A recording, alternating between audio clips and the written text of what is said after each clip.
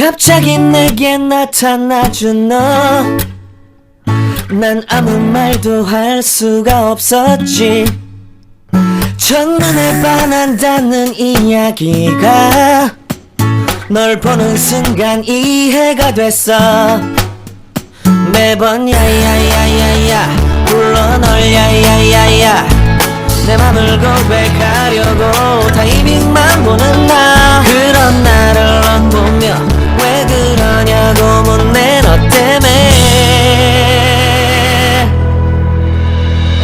I'm going crazy I'm going crazy 무뎌져 버린 내 가슴이 뛰어 I'm going crazy yeah.